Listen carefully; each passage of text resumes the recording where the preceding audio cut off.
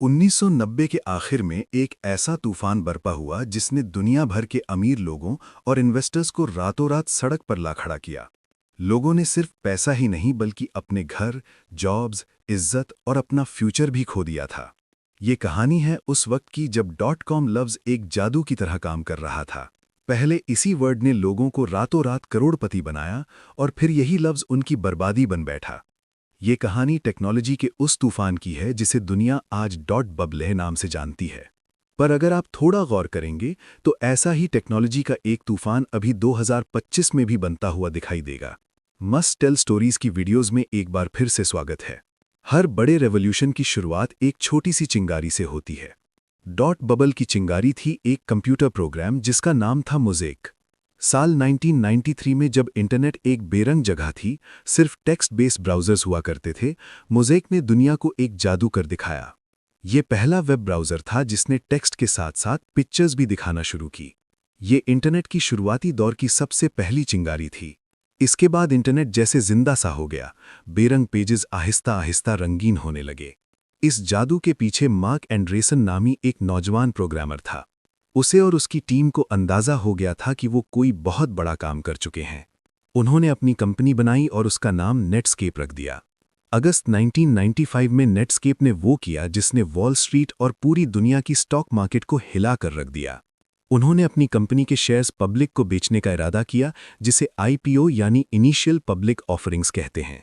शुरुआत में उन्होंने अपनी कंपनी का एक शेयर $28 में बेचा, लेकिन मार्केट खुलते ही नेटस्केप का वही शेयर हैरत अंगेज तौर पर $75 का हुआ और $58 पे आकर क्लोज हो गया। एक ऐसी कंपनी जो ठीक से प्रॉफिट भी नहीं कमा रही थी, सिर्फ एक ब्राउज़र ने उसे रातों रात $290 करोड़ का मालिक बना दिया। पर यह कामयाबी अकेले नेटस्केप की नहीं थी। जिन लोगों ने IPO में $28 का शेयर खरीदा था, उनकी इन्वेस्टमेंट भी एक ही दिन में डबल हो गई। दुनिया भर के इन्वेस्टर्स के लिए ये एक इशारा था कि अगर किसी कंपनी के नाम के आखिर में डॉट लगा हो तो उसकी वैल्यूएशन आसमान को छू सकती है, फिर बेशक वो कंपनी अभी प्रॉफिट भी नहीं कमा रही हो। इस इशारे ने एक नई सोच को जन्म दिया कि profit is optional, growth is king, यानी कंपनी प्रॉफिट बनाए या ना बनाए पर उसकी शेयर की प्राइस बढ़नी चाहिए। बस फिर क्या था, लोग हर उस कंपनी के शेयर्स खरीदने लगे जिसके आखिर में डॉट लगा होता। कंपनी के प्रॉफिट का शेयर हासिल करने के लिए नहीं, बल्कि शेयर की प्राइस बढ़ने पर उसकी ग्रोथ से मजे उठाने के लिए।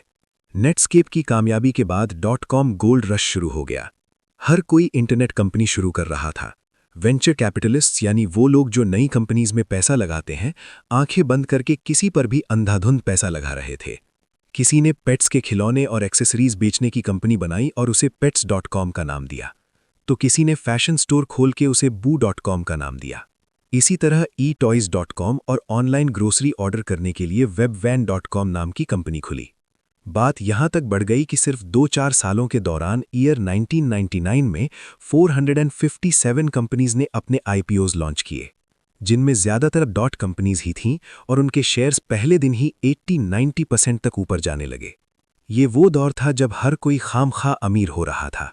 एक आम आदमी जो स्टॉक मार्केट के बारे में कुछ नहीं जानता था, वो भी अपनी जिंदगी भर की जमा पूंजी डॉट कंपनीज के स्टॉक्स में लगा रहा था।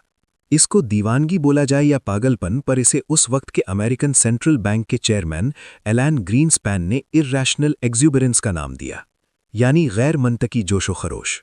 उन्होंने इशारा दिया कि मार्केट में लालच हद से ज्यादा बढ़ चुकी है और ये एक गुब्बारे की तरह है जिसमें हवा भरती जा रही है और अब वो किसी भी वक्त फट सकता है।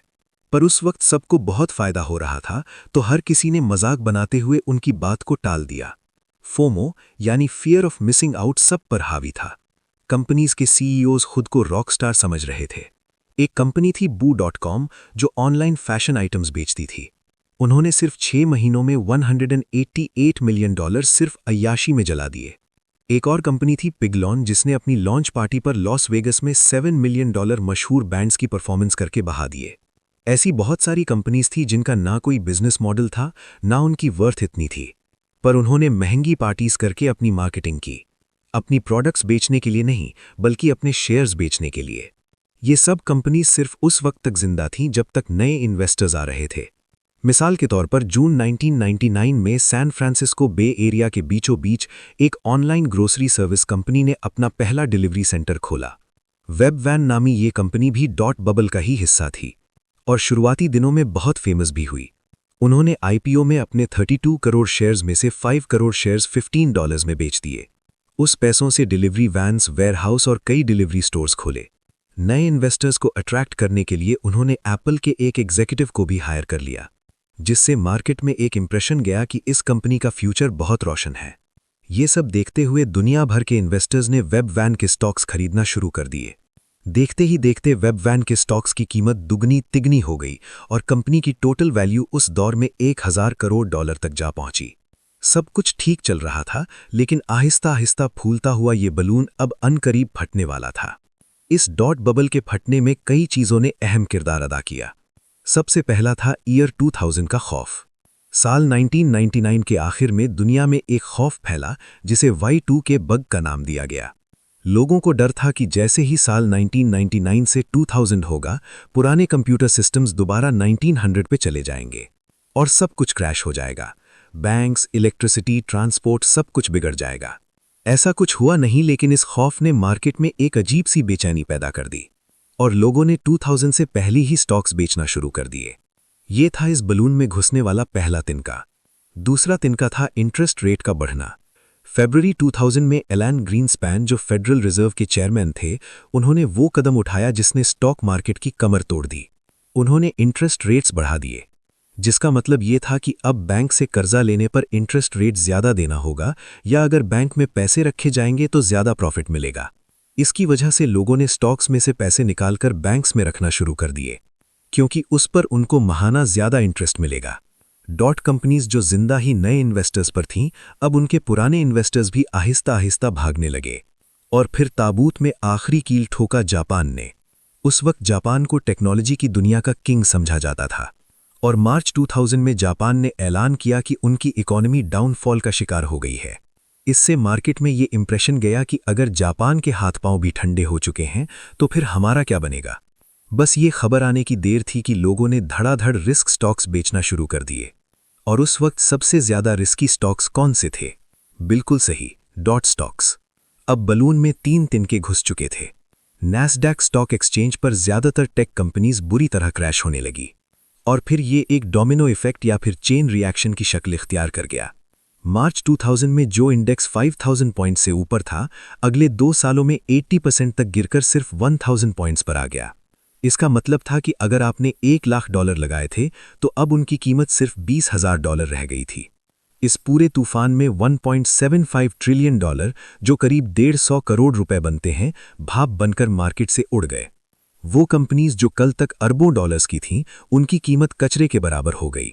Pets.com, Webvan.com, eToys और Boo.com जैसी हजारों कंपनीज को बंद होना पड़ा। इसके साथ साथ लाखों लोगों की नौकरियां चली गईं, जो कल तक खुद को जीनियस समझ रहे थे, वो अब मुंह छुपाकर फिरने पर मजबूर हो गए। .com का ख्वाब एक खौफनाक सपने में बदल चुका था।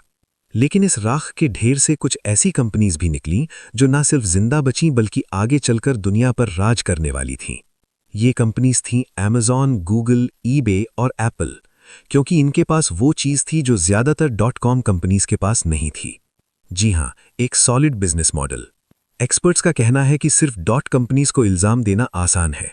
असल जिम्मेदार वो कैपिटल मार्केट्स, वो इन्वेस्टमेंट बैंक्स और वो वेंचर कैपिटलिस्ट्स थे जिन्होंने अपनी लालच में इस आग को हवा दी। डॉट बबल इंटरनेट की तारीख का एक अहम और दर्दनाक सबक था। इसने दुनिया को सिखाया कि टेक्नोलॉजी कितनी भी रेवोल्यूशनरी क्यों ना हो, बिजनेस के बुनियादी उसूल हमेशा वही रहते हैं। पर हैरानी की बात है कि शायद दुनिया 25 साल पुराने इस तूफान से कोई सबक नहीं सीख सकी। आज 2025 में नई टेक्नोलॉजीज जैसा कि क्रिप्टो और एआई में भी करीब वैसा ही जोश देखा जा रहा है जैसा डॉट के दौर में देखा गया था।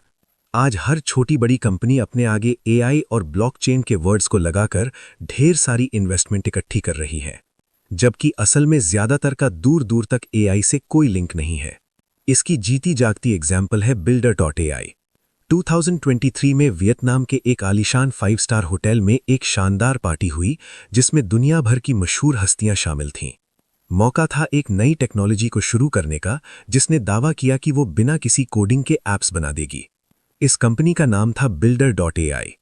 इस ख्वाब को सुनकर बड़े बड़े इन्वेस्टर्स, जिनमें माइक्रोसॉफ्ट और सॉफ्टबैंक जैसे नाम शामिल थे, ने एक ही दिन में $250 मिलियन की फंडिंग दे दी। जल्द ही कंपनी की वैल्यूएशन $1.5 अरब तक पहुंच गई और हर कोई इस टेक्नोलॉजी को एआई का मुस्तकबिल समझने लगा। लेकिन इस एआई के पर्दे के पीछे एक और ही कहानी चल रही थी। जब इस कंपनी की इन्वेस्टिगेशन की गई तो मालूम पड़ा कि ये ऐप्स असल में एआई से नहीं बल्कि इंडिया, वियतनाम और रोमानिया जैसे मुल्कों में इंसानी इंजीनियर से बनवाई जा रही थीं। Builder.ai तो सिर्फ एआई के नाम पर एक फ्रंट था। इसके अलावा कंपनी पर राउंड ट्रिप बिलिंग का इल्जाम भी लगा, जहां वो झूठी ट्रांजैक्शंस दिखाकर अपने रेवेन्यू को ज्यादा शो कर रहे थे। जब ये सारे राज खुले तो ये कहानी डॉट बबल की तरह लगने लगी और अभी इस कंपनी पर फ्रॉड की इन्वेस्टिगेशन चल रही है। क्या हमने हिस्ट्री से सबक सीखा है या हम एक नए और शायद पहले से भी बड़े बबल की तरफ बढ़ रहे हैं? इस बारे में आपकी क्या राय है?